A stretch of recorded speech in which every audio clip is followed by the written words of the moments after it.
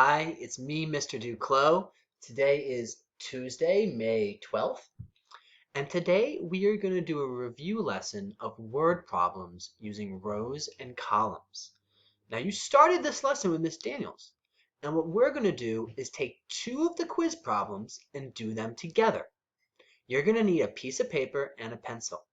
Please go get those now, and when you're ready, come back and start the video. All right, you should have a pencil and a piece of paper now. We are going to do the second word problem on your quiz. It says, Abby made 3 rows of 4 chairs.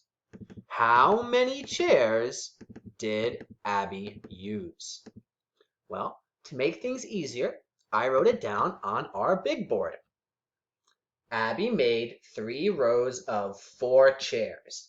How many chairs did Abby use? So the first thing I'm going to do is I'm going to circle my numbers because I know that those are going to be extra important.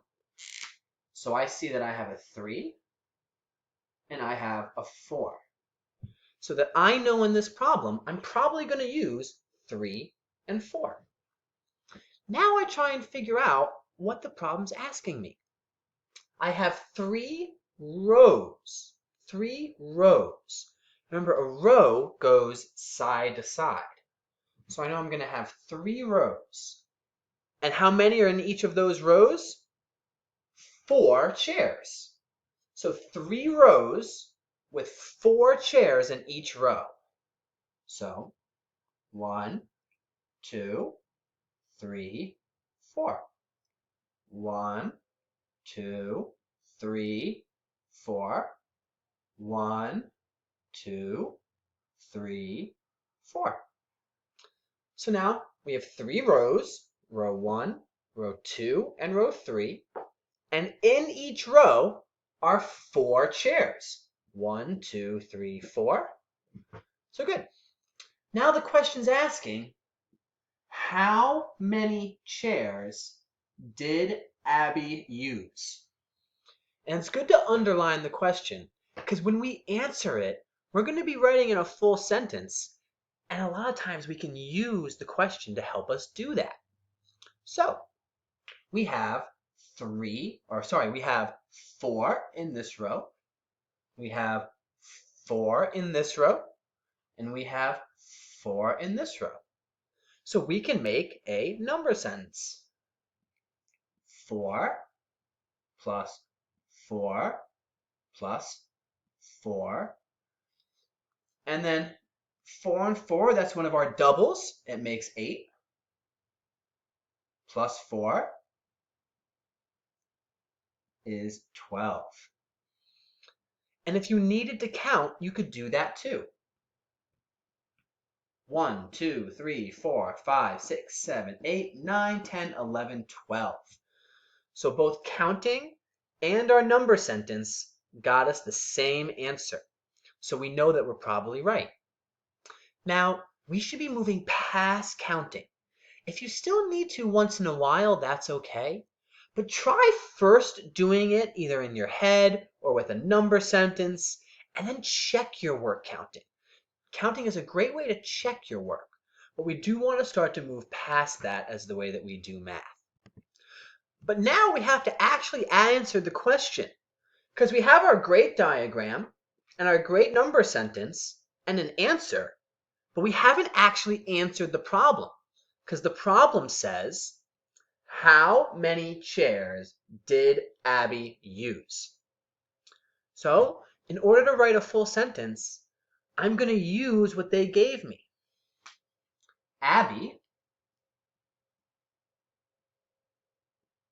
used 12 chairs.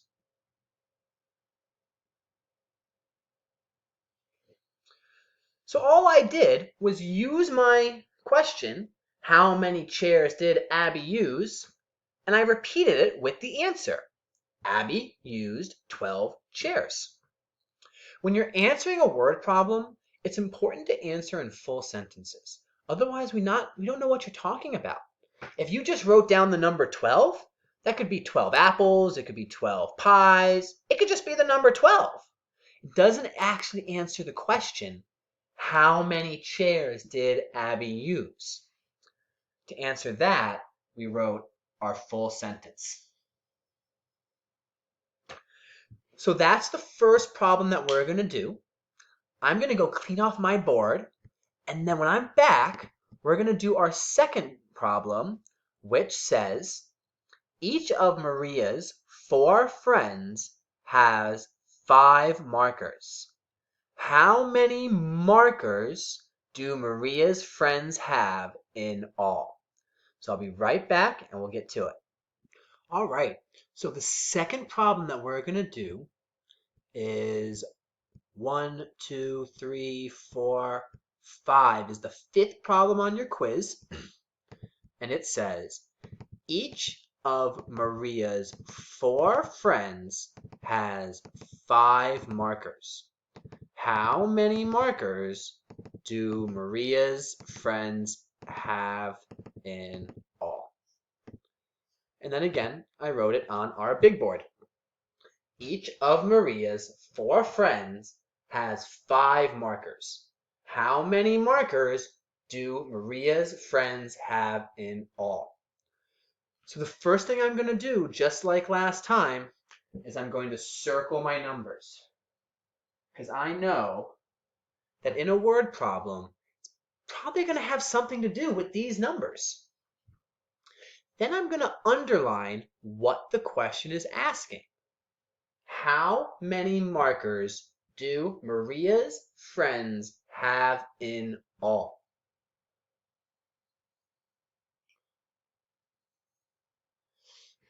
By underlining the question, it not only helps me know exactly what's being asked, but later when I'm going to answer it, I can use the question to help me write my full sentence.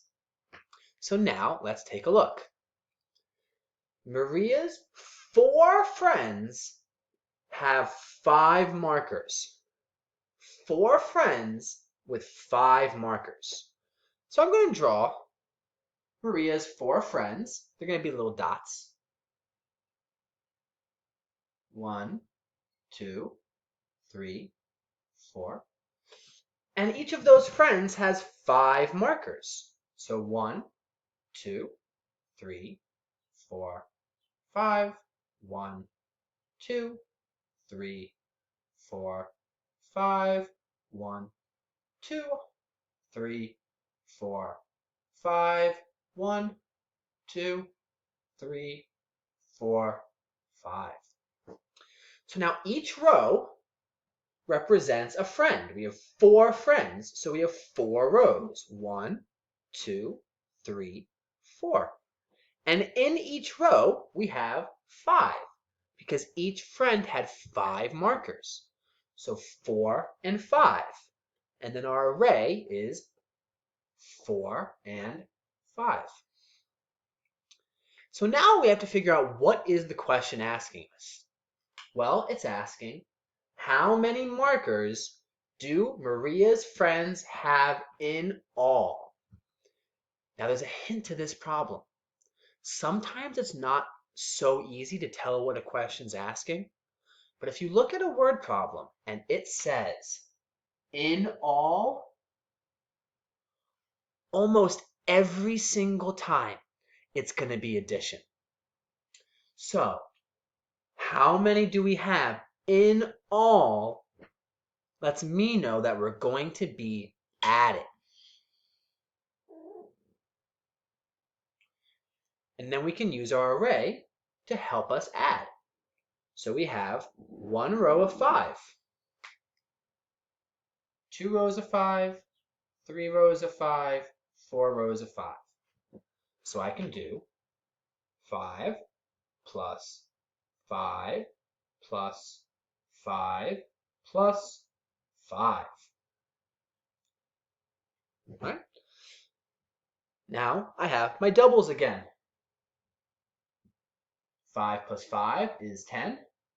5 plus 5 is 10.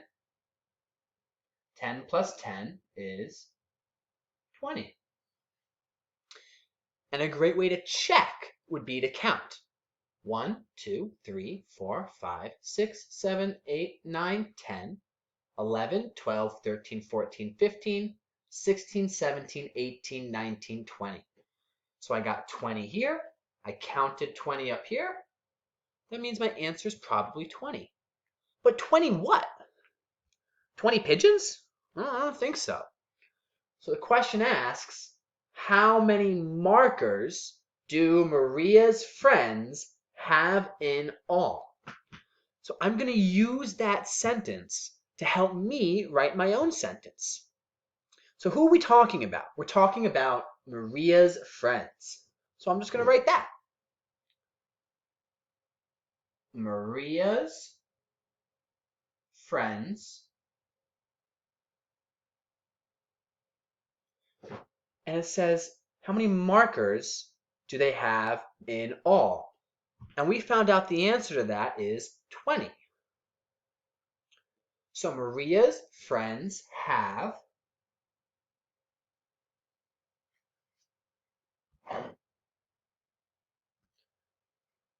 20 markers in all. So you can see our sentence is very similar to the question being asked. Question was, how many markers do Maria's friends have in all? And the answer is, Maria's friends have 20 markers in all. I used the question to help me write the answer.